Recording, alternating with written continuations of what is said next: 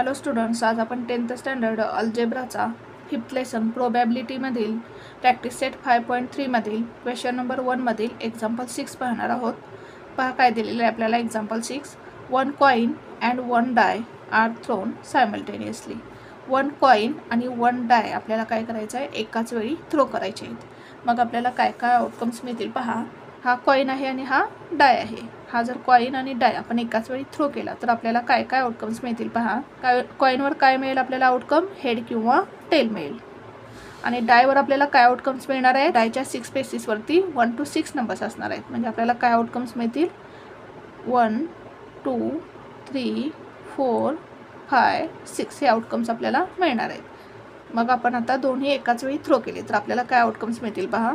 प्रथम काय करायचं, आपण हेड घ्यायचं आणि हेड बरोबर काय मिळेल आपल्याला, यापैकी एखादा नंबर मिळू शकेल. म्हणजेच आपल्याला आउटकम काय मिळेल, एकतर एच बरोबर 1 मिळेल, किंवा एच बरोबर 2 मिळेल, किंवा एच बरोबर 3 मिळेल, किंवा एच बरोबर 4 मिळेल, किंवा एच बरोबर 5 मिळेल, किंवा एच बरोबर 6 मिळेल, किंवा काय मिळेल आपल्याला, टेल मिळेल आणि टेल बरोबर या 6 पैकी एखादा नंबर मिळेल. म्हणजेच टेल बरोबर 1 मिळेल, किंवा टेल बरोबर 2 मिळेल, किंवा टेल बरोबर 3 मिळेल, किंवा टेल बरोबर 4 मिळेल, किंवा टेल बरोबर 5 मिळेल, किंवा टेल बरोबर 6 मिळेल. म्हणजे एवढे आउटकम्स आपल्याला मिळणार आहेत. कॉइन आणि डाय आपण जर एकाच वेळी थ्रो केले तर आपल्याला एवढे आउटकम्स मिळणार आहेत. म्हणजे हा आपला सॅम्पल स्पेस असणार आहे. हा नोटबुकमध्ये लिहून घेऊ आपण. आता प्रथम काय करायचं, आपण हा एक्सपेरिमेंट जो दिला आहे तो लिहून घ्यायचा. 1 coin and 1 die are thrown simultaneously, therefore the sample space लिहून घ्यायचा. आता काय मिळेल आपल्याला सॅम्पल स्पेस, आउटकम्स काय काय मिळतील पहा. 1 कॉइन आणि 1 डाय जर आपण एकाच वेळी थ्रो केले तर आपल्याला आउटकम्स काय मिळतील पहा. हेड बरोबर आपल्याला 1 to 6 पैकी एखादा नंबर मिळेल. म्हणजेच H1 H2 H3 H4 H5 H6, किंवा टेल बरोबर 1 to 6 पैकी एखादा नंबर मिळेल. T1 T2 T3 T4 T5 T6.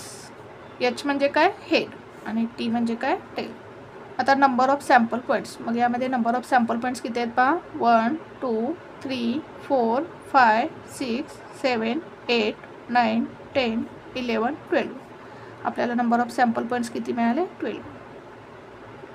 आता condition for event A. Event A साठी काय कंडिशन दिलेली आहे पहा.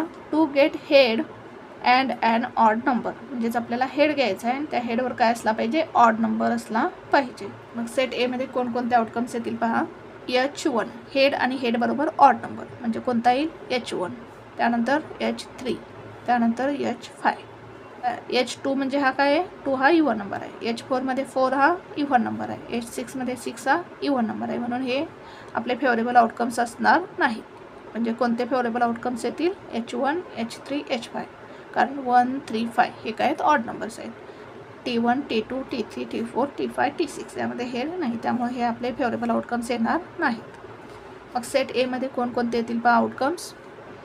H1 H3 H5. मग number of elements in set ए किती आहेत, 1 2 3. म्हणजे एन ऑफ ए किती आहे, 3. आता condition for event B. Event B साठी काय कंडिशन दिलेली आहे पहा. To get a head or tail and an even number. म्हणजेच आपल्याला हेड मिळाला तरी चालेल, टेल मिळाला तरी चालेल, आणि त्याबरोबर काय असला पाहिजे, इव्हन नंबर असला पाहिजे.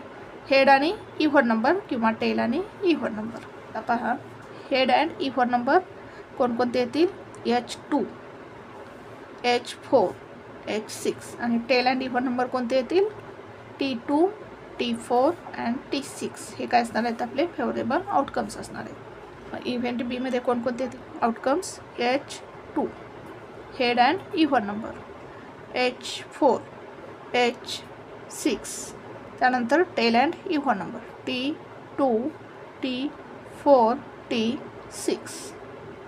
एन ऑफ बी म्हणजेच number of elements in set B किती आहेत पहा. Number of elements 1 2 3 4 5 6. म्हणजेच एन ऑफ बी किती मिळाला आपल्याला, 6. आता condition for event C. Event C साठी काय कंडिशन दिलेली आहे पहा. Number on the upper face is greater than 7.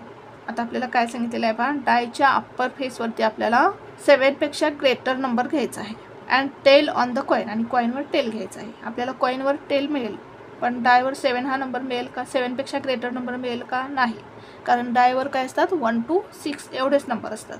म्हणजे आपल्याला सी या सेटमध्ये कोणताही आउटकम मिळणार नाही, कारण टेल बरोबर आपल्याला 7 मिळणं काय आहे शक्य नाही, कारण डायवर काय असतात 1 to 6 नंबर असतात, 7पेक्षा ग्रेटर नंबर नसतात. म्हणजेच हा काय मिळेल आपल्याला एम्प्टी सेट मिळेल. C is equals to empty set असं लिहू शकता तुम्ही, किंवा काय लिहू शकता, or C is equals to 5 म्हणजेच काय नल सेट, एम्प्टी सेट. आता एन ऑफ सी म्हणजेच number of elements in set C. आता यामध्ये नंबर ऑफ एलिमेंट्स काही आहेत का? नाही, एम्प्टी सेट आहे, म्हणजे नंबर ऑफ एलिमेंट्स किती असणार आहेत? 0 असणार आहेत. अशा प्रकारे हे एक्झाम्पल सॉल्व करायचं होतं. पहा पुन्हा एकदा आपण एक्झाम्पल कसं सॉल्व केलं.